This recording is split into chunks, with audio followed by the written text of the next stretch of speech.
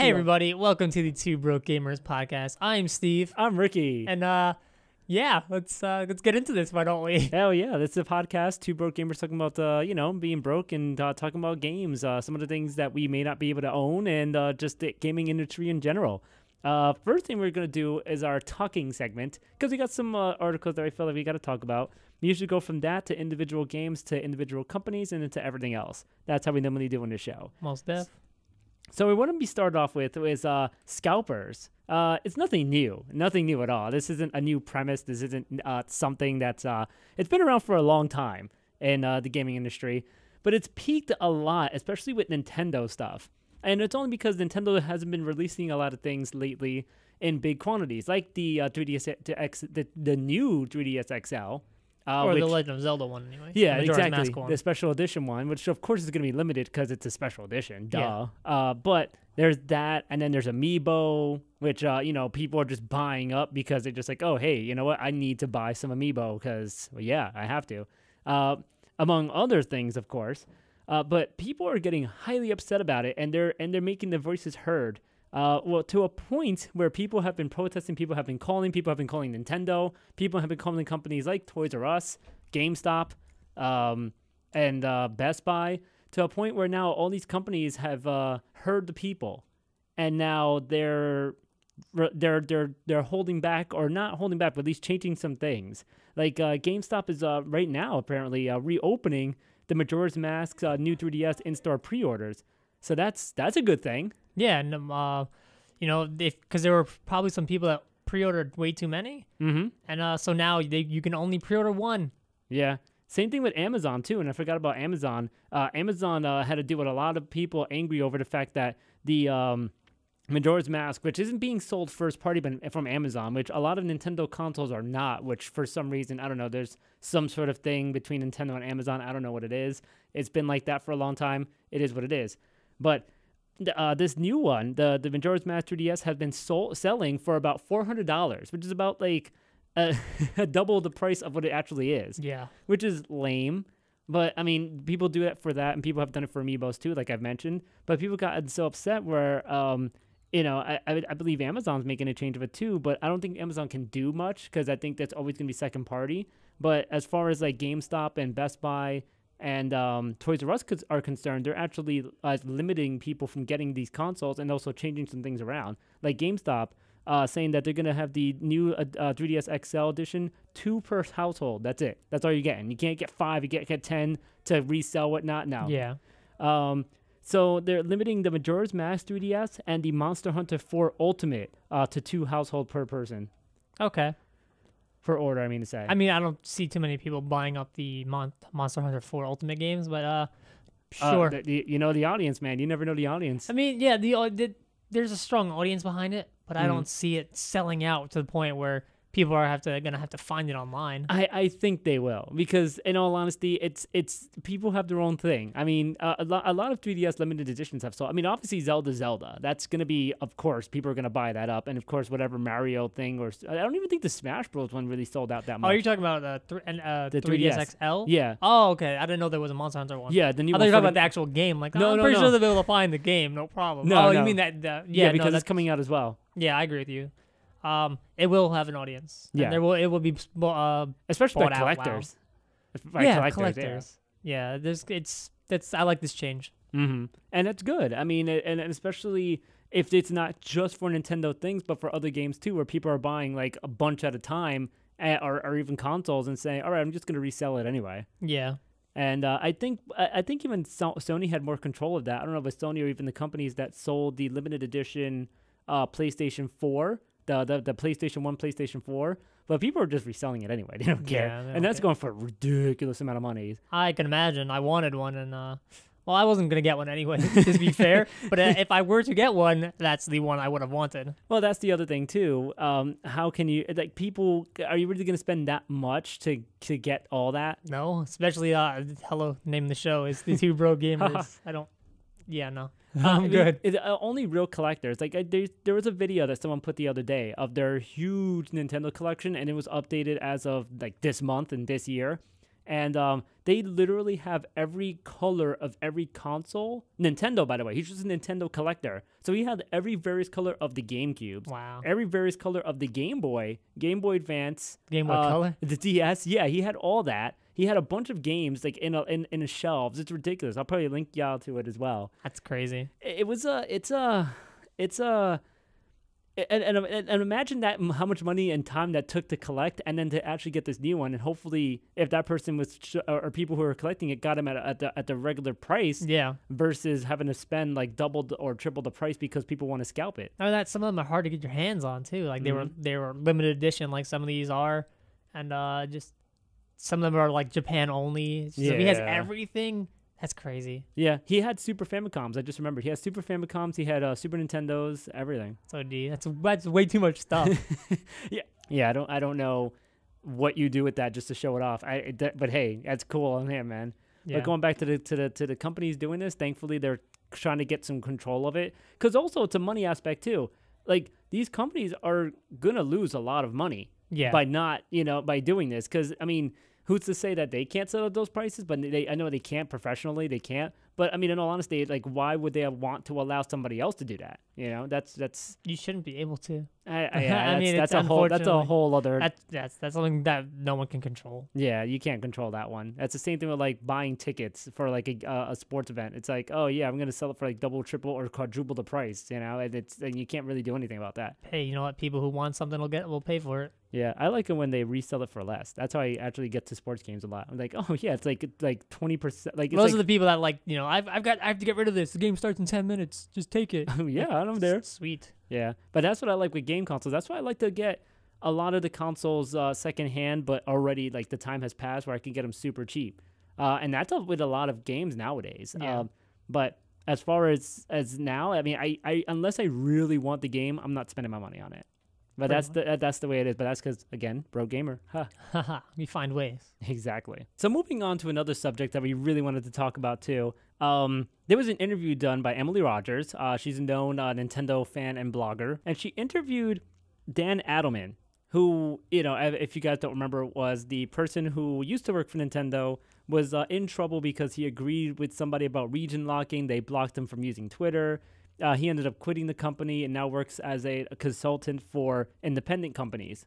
And now Emily interviewed him, and a lot of interesting things came out of that, which I really found pretty interesting. Like third-party support, and basically Adelman saying that there's a bit of a self-fulfilling prophecy, and that publishers feel that they can't compete with Nintendo first party, so they choose not to invest in making high-quality products for the platform.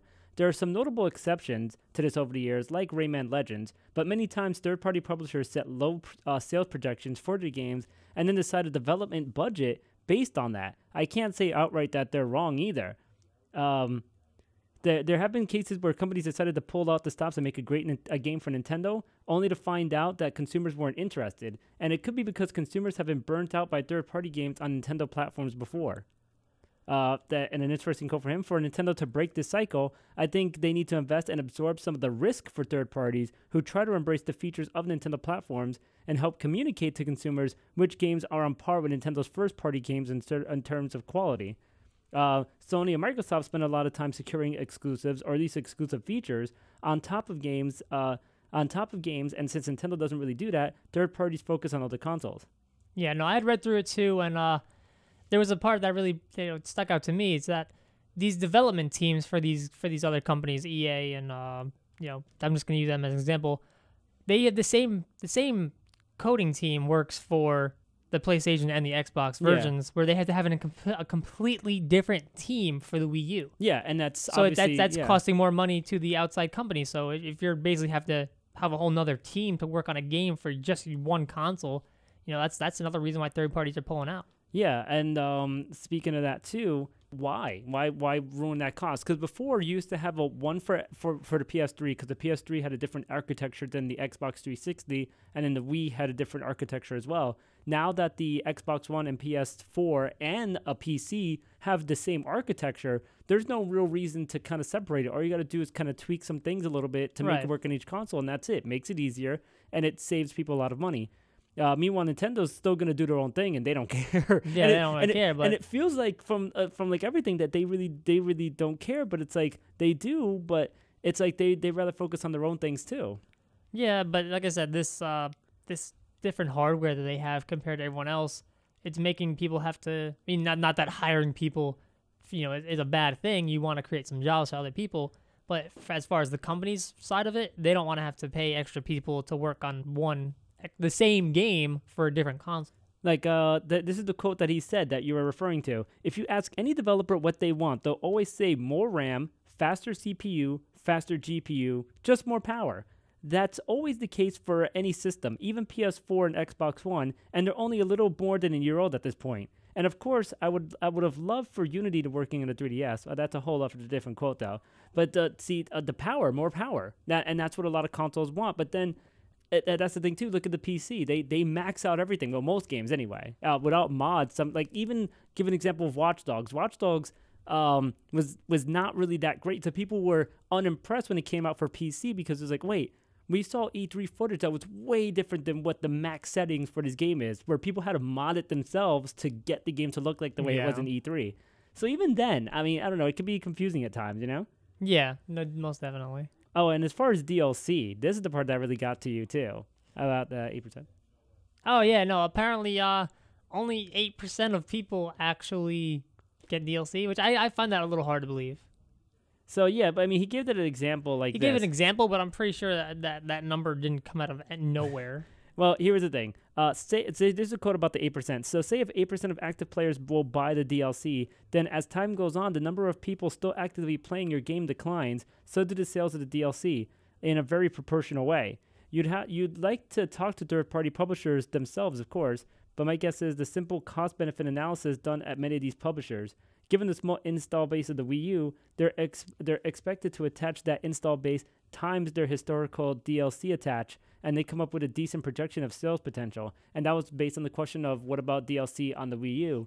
And, I mean, there's not really a lot of DLC present. I mean, now there is, but with the first party. Look at Hyrule Warriors. Hyrule Warriors has a ton of DLC that's been coming out, a ton of updates and everything, which is like kind of like the other consoles. Like, I've never heard of Nintendo even having something like this, and it's really cool, actually. Yeah, but say even if that number wasn't 8%, say that number was 30%, say 30% of players who have a game buy the DLC for it, you still have to take into account 30% of PlayStation and Xbox is more than 30% of the Wii U's, because not that many people are playing the Wii U. Mm-hmm. Yeah, so, that's the other thing. Yeah, exactly. If 100,000 people are playing on the Wii U, that's 30,000 people getting the DLC, whereas like 1 million people are playing on the PlayStation and Xbox. That's 300,000. So you're getting a lot more for your DLC value from those as opposed to the Wii U. Not only that, but I feel like a lot of people always just give in their games anyway and don't even wait for the DLC. Because I know a lot of people that'll either just sell their games on like online, or just sell it at GameStop and go, oh, what's the next game that's hot right now? I'll get that. A lot of people don't own games anymore. And that's another thing, too. I feel like Nintendo fans and people who have a Nintendo console are more willing to keep their games. A lot of them are not going to really return it or trade it in at GameStop. Anybody else that owns anything else literally would just be like, yeah, whatever. And that, I mean, some people, not to say that they're not, but a lot of people can keep their games on other consoles. They do. And some of them are just like, whatever, man, I don't keep any of those games. It's funny that you say that, because I have an entire group of friends who, like, they'll buy a game, they'll all play it together, they'll beat it, and then they'll all trade it in and move on to the next game, like you just said. See, and I don't know. I feel like it's different times, man. Yeah, I don't know. I love to keep my games. Yeah, I'm all about keeping too. Now, as far as the culture of Nintendo, and trying to get a game working. The story that Mr. Adelman had to talk about, Emily Rogers asked him about how difficult it was to pass policies and get things done at Nintendo. She even gave an example from an interview that he did with Kotaku and Indie Gamer Chick. He talks about this. This is a weird quote from him. Nintendo is not only a Japanese company, it's a Kyoto-based company. For people who aren't familiar, Kyoto-based companies are to Japanese companies as Japanese companies are to U.S. companies. They're very traditional. They're very focused on hierarchy and group decision making. Unfortunately, that creates a culture where everyone is an advisor and no one is a decision maker. That I find is really interesting. And then to continue that quote, but almost everyone has veto power. So we're this company. I can bring up an idea and you can just straight up shoot it down. Yeah, let's go on with this quote because I find this quote most interesting out of all of them. Even Mr. Iwata will often loathe to make a decision that will alienate one of the Japanese executives or the executives in Japan. So to get anything done, it requires laying a lot of groundwork, talking to different groups, securing their buy-in, and using that buy-in to get others on board. At the subsidiary level, this is even more pronounced. Since people have to go through the process first at NOA or NOE, or sometimes both, Nintendo of America, Nintendo of Europe, and then all over again with headquarters. All of this is not necessarily a bad thing, though it can be very insufficient and time-consuming. The biggest risk is that at any step of that process, if anyone flat out says no, the proposal is as good as dead. So in general, bolder ideas don't get through the process unless they originate at the top, which is very interesting because look at Splatoon. It's a revolution. It's a newer type of game that Nintendo's ever done, but it's from Miyamoto. Yeah. And it's just like well, you can't say no to Miyamoto. I mean, apparently anyone can. They all have the power to veto. But it comes from the top.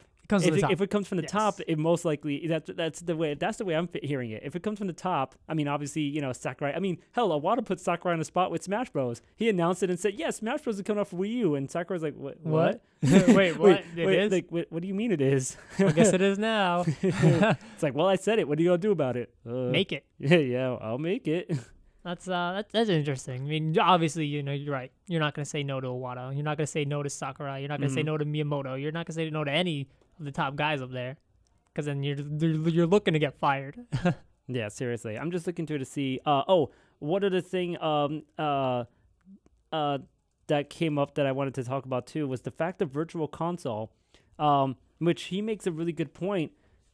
Which I want to bring the quote because he talks about how the different prices were going to be set depending on the game, and it changed. So here's what it is. Let me see. He talks about this. All right. They had market research and everything for these Nintendo Virtual Console games. They had pretty much every classic console or classic system on the list, and there are ones that stood out that were heavy favorites. So let me continue his quote. We did some market research on people's willingness to pay, and we came up with these prices accordingly. There was a lot of debate on whether to charge more for Mario Bros. 3 as opposed to Ice Climbers, and then we ultimately decided on a fixed price per platform for a couple of reasons. It's simpler to manage from an internal processing perspective. If each game had a separate price, there would be lots of opinion about each game, and consolidating all that feedback would be very time-consuming.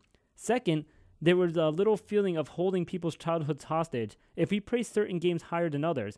So to take an absurd example, let's say we charge $50 for Super Mario Bros. There would be some people who would really have strong nostalgia for that game who would begrudgingly pay for it, but they'd feel cheated and exploited. And and isn't that a kind of a crazy quote? And then to continue that, Nintendo understands the importance of lots of people's childhoods, so they really want to avoid undoing goodwill. Finally, everyone has a game that for them was their biggest childhood memory as a child.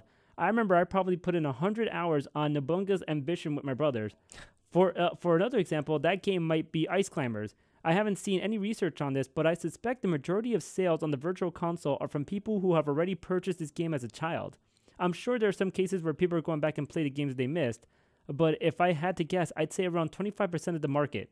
The other 75% are just reliving memories. That I think is interesting because I fall into that category because the only Virtual Console games I own are the ones I played already, and I own them already. And maybe I can't play them as much, or it's much easier for me to play on a Wii versus having to reconnect my old console to an old CTR that I have and just go from there. I believe it. I mean, I believe that completely. I think most people are just buying it to relive what they did in the past. They're like, maybe their copy of whatever doesn't work on their original console. Maybe they don't even have the original console, and they're like, oh, whoa, Legend of Zelda just came out on Virtual Console. Oh, I can't wait to play it again. That's probably what their words are. Yeah. I know for a fact that if they ever released Red and Blue on, Virtual Console, me and 10 million other people would be playing it again. I feel like that's a missed opportunity. I feel like that's a lot of missed. If they ever release Red and Blue on the Virtual Console for the 3DS, there's gonna be people playing that. So, I mean, you can check out that rest of that interview. I did read a lot of it, but there's more interesting things about it, but I wanted to bring up the points of that. Before I even give that out, I do want to continue one last thing about the Virtual Console. There's maybe about 1 or 2 games that I never played that I bought, and that's because I just go, well, I missed out on it, might as well try it out and see, and it's cheap, so why not? Yeah, I've never actually played anything on the Virtual Console. Oh, wow, really? Yeah. Wow, look at that. But go on Dromble.com. That's the interview that Emily Rogers has with Dan Adelman. Check that out, definitely. We'll link it to our site as well and our pages and websites and such. I did want to bring up a counterpoint that somebody brought up on Kotaku about one reason that Nintendo, had that tough time with games. He said that this is from Jason Schreier. He wrote a little part, and he quoted the actual quote that we talked about, talking about the the loyalty and stuff like that. Yeah. On one hand, this conservative making decision is undeniably one of the reasons Nintendo has survived for over 100 years now. On the other hand, come on. And I agree with that. I really do. I mean, I really wanted to bash Nintendo and say, like, what the hell? Like, get with the times, Nintendo. It's 2014. I mean, you're starting to show your age. You're a company that's over like 100 years old plus. They haven't been doing games the whole time. Yeah, I know, but still, they're starting to show their age. That type of thing. And I mean, if the other companies are gaining traction, what does that make them look like? I don't know. One more thing I want to discuss about before we talk about individual games.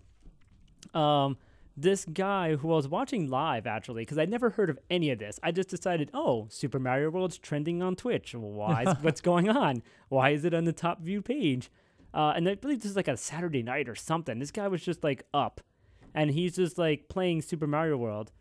Why? And I saw him just like reloading a part of the game and trying to get this glitch going and something like that. I had no idea what it was, but then he has a wording on below his thing and behind him. Like a little screen. He has it in the corner. Yeah, as speedrunners usually do. They have a timer and all kinds of stuff. Yeah, and he had the explanation of what's going on. So apparently, what he was trying to do was pull off this glitch that was pulled off before, but not on console. And what his goal was to pull it off on console. And it was done TAS, tool assisted. Yeah. So what he was trying to do was pull this glitch where you beat Super Mario World in 5 minutes.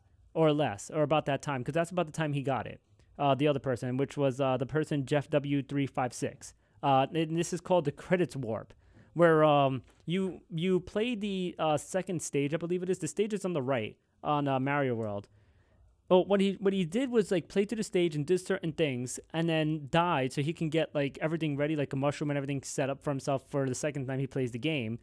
And he does like weird things. Like I'll show you the video where he's like basically coding some commands into the game, which we've talked about glitch speedruns where you're programming stuff into the game to a point where you get to like the beginning of the level again. You shoot a fireball from Yoshi because Yoshi, when he eats a red shell, he spits out fire.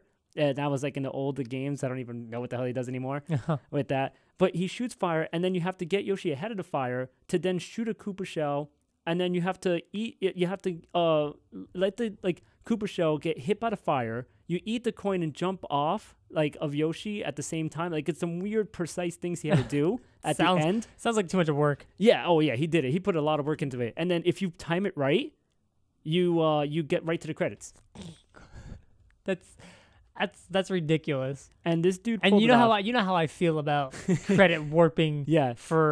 Even Mario 3. Yeah, even Mario 3. And Pokemon. Like, to me, a speedrun is legitly playing the game as fast as you can, not glitching your way to the credits as fast as you can. Well, I mean, people glitched their way through the game, too. Like, even Legend of Zelda Ocarina of Time. Where he glitched through the gate before it was open. Yeah, and then went on to die. He beat Ganon as Kid Link. Yeah, and then just people who glitch Skyrim by putting bowls through the wall and being able to teleport through. It's just ridiculous. Mm-hmm. To me, speedrunning is playing a game as legit as possible, as fast as possible. But he still gets to the end credits. There's still the end at the end. But it's not. You didn't play the game. He did. You didn't. He played the game to get to the credits. You didn't play the game.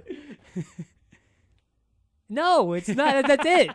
You didn't actually do anything. There's the one for Pokemon Yellow.